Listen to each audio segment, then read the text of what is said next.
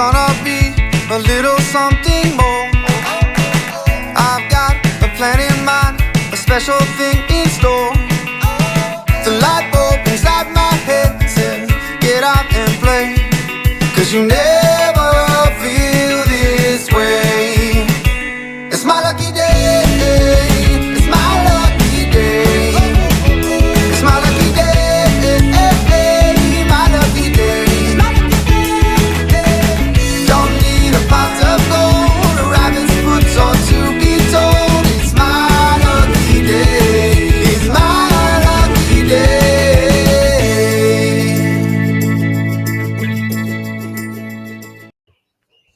Hello, friends. Happy Tuesday. I don't know how it got to be Tuesday already. And today has been the weirdest kind of Tuesday because I had to make a middle of the night run to the airport. I don't know who decided it was a great idea for airplanes to leave at 5 a.m., but clearly not the people who have to drive the passengers to the airport in the middle of the night.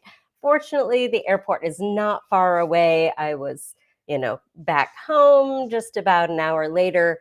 But yeah, my day's been kind of funky because I'm kind of tired. So let me know if you're here. How did you sleep last night? Did you sleep enough? Did you sleep comfortably?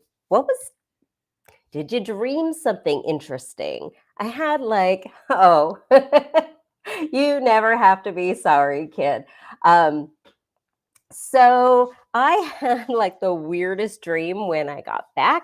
I went back to bed. I've been using these sleep meditations on Insight Timer that I love, and I just got these sleep headphones. I don't know if any of you have seen them. I wish they were closer. I'd show you. It's a headband that has built-in speakers, and they are the best. They're so great because would try to go to bed listening to things, and then I would wake up all tangled in my earbud cords, or something would fall out, or I'd lose an AirPod. So it's really helpful to have this headband, and it's super comfortable. The bummer is, mashes your hair and makes you look all funny if you have curly hair, but it's a small price to pay for getting to do these cool sleep meditations. So what I wanted to talk about today is journaling. And thank you for coming. So glad you're here. It's always great to have you. But I wanted to, Chastity, awake at 2:30 and couldn't go back to sleep. Have you tried sleep meditations? They are oh my gosh, amazing. Because I got back and from the airport, and I was like, I don't know if I'll be able to get back to sleep, because at that point it was 4:30 and the birds were starting to do their thing. And then I just put a meditation on and I was out like that. So totally try them if you haven't already. I totally dig them. And I am not somebody who typically goes in for meditation, doesn't usually resonate with me, but these I love, and it's been a gateway to all kinds of other kinds of meditation, breath work, other things. So journaling, right? You know me, that's all I want to talk about, right? And what I want to talk about today is this idea of journaling as a tool to live an intentional life and to move your life forward.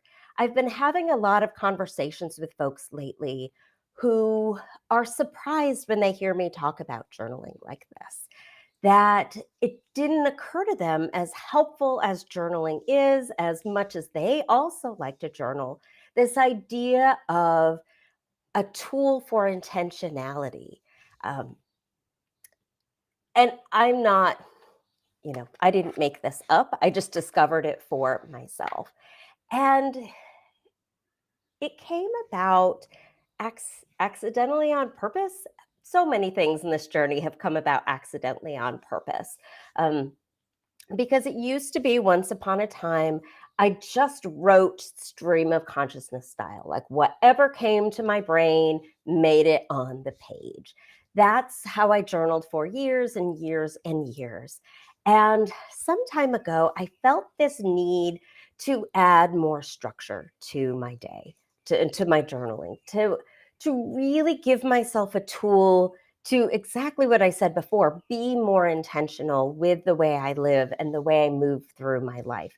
Because I spent a whole lot of years on autopilot. And if any of you have done it, you will know and you will understand what a terrible feeling it is to just watch your life go by, not taking ownership of it until there's a reason for you to, right?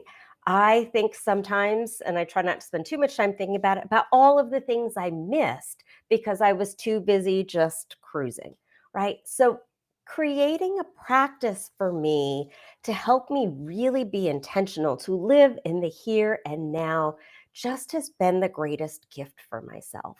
And it started by asking myself one question. And that question was, what is the most important thing for me to do today? Right? Like, if we all have giant to-do lists, but if there is only one thing that you can do, or if you can only do one thing and still go to bed at night feeling comfortable and satisfied that you have done it, what is that one thing? Right? That's where I started. And then I thought, well, what else should I ask myself? And so I thought, well, I want to ask myself, what does my soul need today? Right? What does my spirit need? What do I need so that I can feel connected to this big world we live in? Right? Then I asked, well, how do I show up as my best me? What does that look like? And it's so interesting, and I'll talk about this more, how our best is different every day. Right? Like my best today, having not gotten enough sleep, is different than my best was yesterday when I was well rested. It's fascinating, right? And it's obvious. It feels right now like an obvious because now I see it. But for so long, I would really beat myself up over it. Like, I don't know why today I can't do all the things I did yesterday, right? So, but what is that thing that I need so that I can show up as my best me? Um, then I asked, well, how will I feed my mind today? What am I going to do to make myself smarter, right? So that I can learn, I can grow, so that I can be a little better today. Um, Intelligently, what's the word? Clearly, words are hard today, right? But so I can be just a little smarter today or a little more knowledgeable than I was. Then I asked myself, well, how will I take care of my body? What will I do? What does that look like today? And then the last question was, who will I connect with? And some of you have probably heard me share these prompts before, but this one, who will I connect with, is really powerful and it's really important to me because relationships are so important to me. But even though relationships are really important, I found myself not focusing on them because it took some effort, right? Like, I think of my sister. I love my sister. I have a great relationship with my sister, but my sister lives 2 hours away. It's not like I can just spend time with my sister all the time. So I need to make a plan. Right. So, am I going to call my sister on my way to work? Am I going to text her? Am I going to write her a letter? Am I going to schedule a visit, right? What is that thing I'm going to do so that I can bridge those relationships? And what I did not expect, even though I plan to use this as a structure, I plan to use it as structure. What I did not expect was the intentionality that naturally came through it. And maybe it's just because I was taking it for granted that these questions were so easy for me to come up with. People have asked me before, how long did it take to come up with those questions? And I was like, maybe like 2 minutes. And because they were so intuitive, I really underestimated the power they would have. But what I learned really quickly was that this is a way that I could show up for myself. This is a way that I can identify who I am today, how I am today, how I'm feeling today, right? How big are my reserves? Do I have any reserves? Right? How many spoons do I have for those of you who who like that spoon analogy, right? And then where do I need to show up? How do I want to show up? And what do I need to make that happen for myself? And it was so interesting to see how my answers were different every day and to see the patterns, right? When were the days that I needed to take care of my body by resting? And when were the days that I needed to take care of my body by moving? Or when were the days that I would feed my mind through a really great book versus the day I wanted to listen to podcast after podcast or have a really great discussion with a good friend about something they were passionate about too, right? So it was so fascinating. And the whole time I was doing this, I would write these questions in my journal. And I did it very elementary school style. Remember how in like elementary, middle school, you had to do a journal for like morning work? At least the school that I think we had to do it at the school I worked at, we had to do it. Or that we had the students do it, but there was always a prompt. And so you would write the question in your journal and then answer it. And so every morning I would be writing out these questions by hand, and it took a lot of time. And I remember one day I was running kind of late, and I thought, it would be really helpful if I had these questions written out as a one pager, like a printable that I could print out and just have on the days when I want to do this journaling practice, but I don't have time to write out the questions. Right, that's where it started. And then I created some version of it. I hopped onto Canva and I set up this document that had my 6 questions on top and then a schedule and then a to-do list. That's where this started. And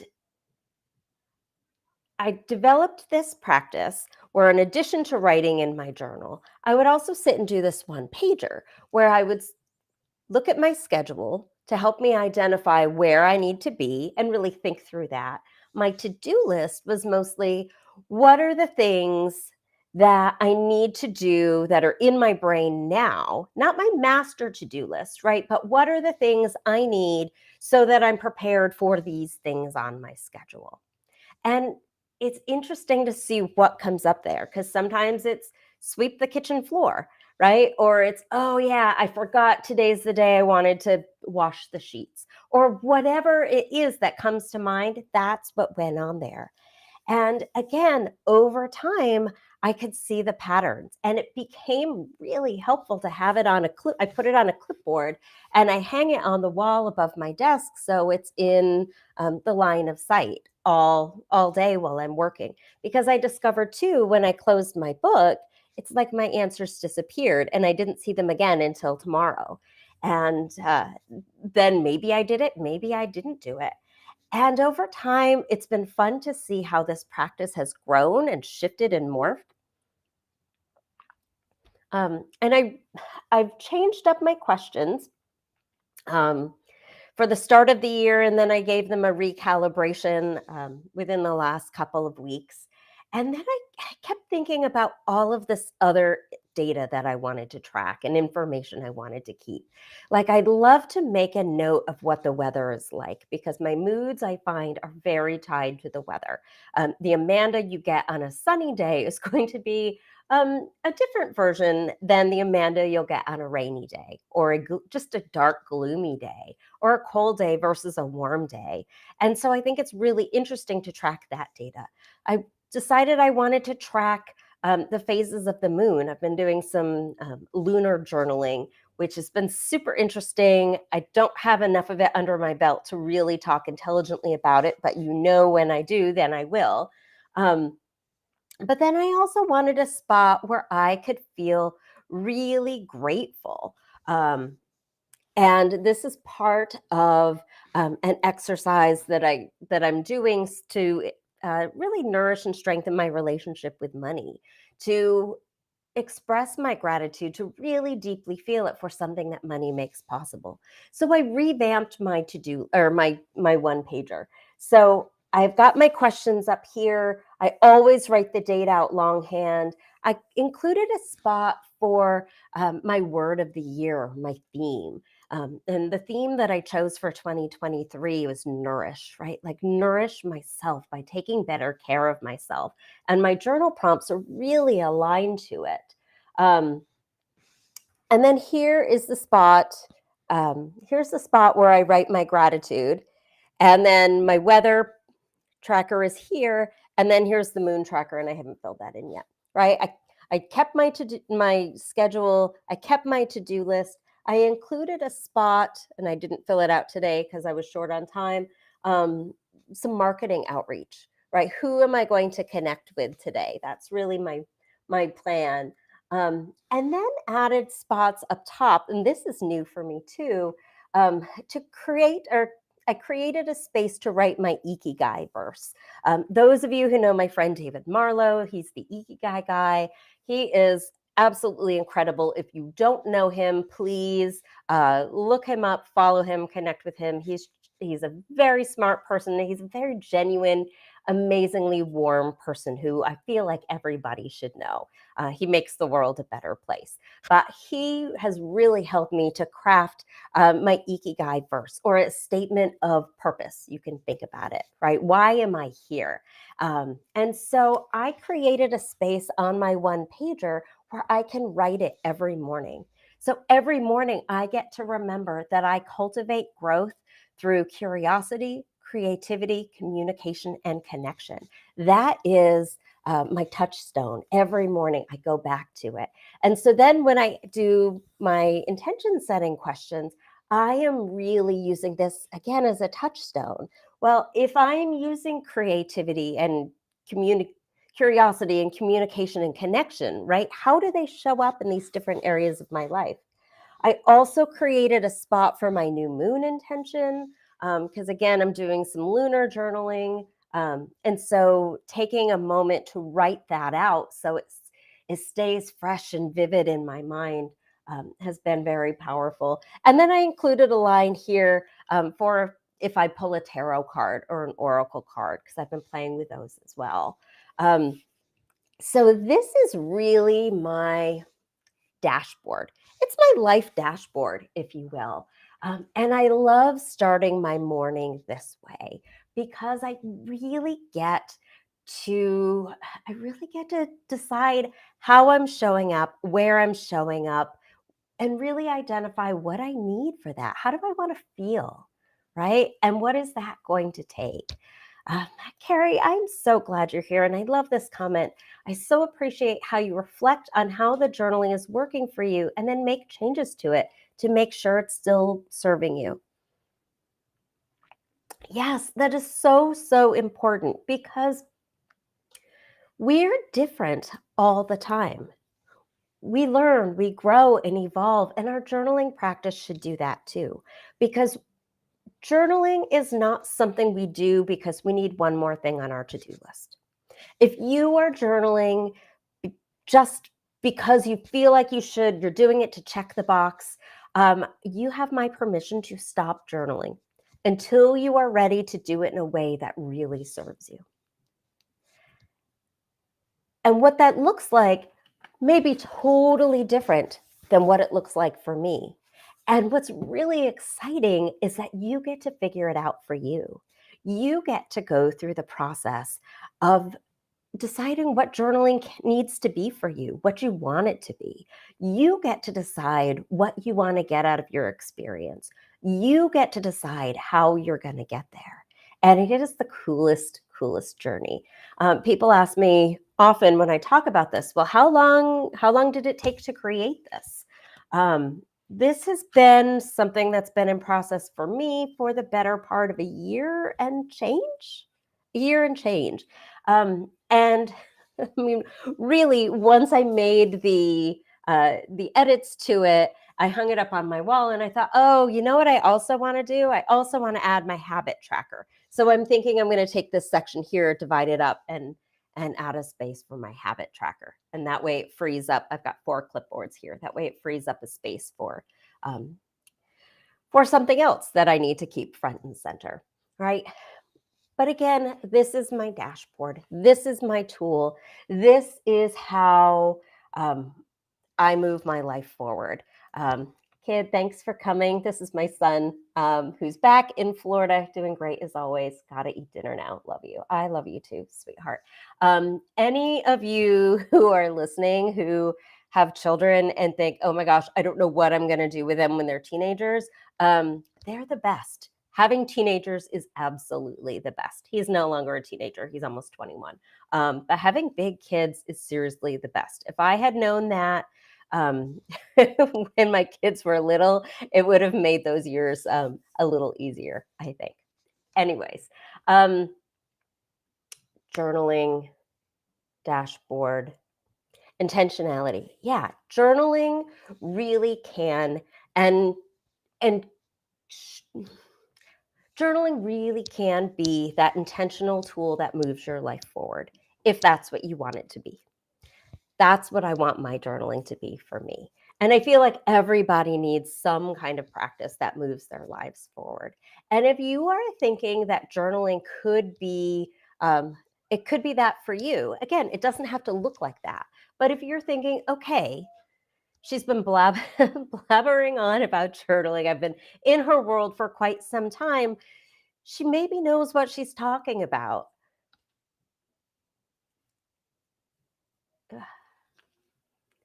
This is the time. This is the time for you to invest in yourself. And it doesn't have to cost any money. It doesn't have to cost anything more than a little bit of time and intention to create a practice for yourself where you are being so intentional about your day, that you are being so mindful about who you are and how you show up and the energy you bring to all of the spaces and all of the people that you're with, right? Now is the time for that. And if you are interested in getting started, next Monday, the 19th, we have something really fun going on. I'll just pop the stuff on screen. A 7-day journaling challenge. I've wanted to do this for a really long time. I've had folks ask me for this for a really long time, and I finally decided I'm just going to bite the bullet and do it. So here's how I'm going to run it. This is 7 days to be intentional with your journaling. So every day for 7 days, I'm going to email you a journal prompt. I'm going to email you a journal prompt that I have found to be really impactful to help me be more intentional. It may resonate with you, it may not resonate with you, but I ask that you try it just to get an idea. Okay? So every day for 7 days, I will email you that journal prompt. You can do it whatever time of day. I love to do this in the morning because it sets my day up really nicely. If you feel like evening is your time, right, you can use those intentions to set your intentions for tomorrow, right? Whatever feels comfortable to you. I'm not going to tell you how to do it. I'm just going to give you some tools, okay? Once you have done it, if you feel like you want some accountability, reply back to that email. Let me know you did it. I promise I will respond to you. I promise I will celebrate you, right? It feels so good to be recognized for what we've done, even if we feel like it's a small thing, okay? So every day, starting next Monday, the 19th, we will have a journal prompt a day. I'll send it in the morning. And then on Sunday, the 25th at 6 p.m. Eastern Time, we will have a group journaling celebration. To get together, we'll do a little journaling together and we'll share how this felt for us, okay? I'd love for you to join me. I'd love for you to take time for yourself. If you are new to the world of journaling, this is a great way to dive in. If you are experienced in the world of journaling, it's something new to try, right? As a complement to what you're already doing. As we do this, my hope is that you will really think about what you need on a regular basis so that you can be more intentional. What does your dashboard look like? Your dashboard, again, doesn't have to look like a printable page on a clipboard above your desk, but what does that look like for you? How can you be more intentional about moving your life along? And how can journaling be a part of that? So, again, register for the 7-day journaling challenge starting Monday. Share it if you have friends, colleagues, mothers, sisters, whomever, cousins, dog walkers, brothers, dentists, whoever you have who you think would love to do this with you, right? Sign up, do it together. The more, the merrier. I can't wait to journal with you. So again, here's the link. You can register down there. There's a QR code. If that's easier, just scan it. It should take you right to the form. So my friends, that's what I have today. And a map is a great way to find your destination. Journaling can become a soul map. Oh, yes. You have such a beautiful way with words. I'm so grateful just to have the best people in my community, people who inspire me and uplift me and really have work magic with words. So I will say this too about journaling, about the 7-day challenge, about journaling in general. Do it in a way that feels best for you. If you're thinking, oh, my handwriting is the worst, there's no way I'm going to be able to sit down and write for every morning for 7 days, cool. Take out your phone and type it. Okay. Apple just in the new update included a journaling app or journaling component as part of the standard the standard thing. So if you have that, use that. Right. Pull up a Google Doc if that's your jam. Right. If you want to draw your answer, that's totally cool. If you want to pull out your phone and dictate it, also cool. If you want to take a video, also cool. Right. You can do this your way. The point, and again, the purpose is just to get yourself thinking about how to create for yourself a tool for intentionality, or to become just more familiar with journaling so that you can get an idea of what journaling can be and do for you. All right. So I hope you'll join me. My friends, that brings us to time for today. I am so grateful you're here. I am grateful you're here now, and I'm so grateful you're in the world. The world is a better place with you in it. It really is. And I'm so grateful you're here and grateful I get to know you. So, with that, my friends, I hope you have a beautiful, wonderful evening. It's off early to bed for me, and I will see you next week. Thanks, everybody.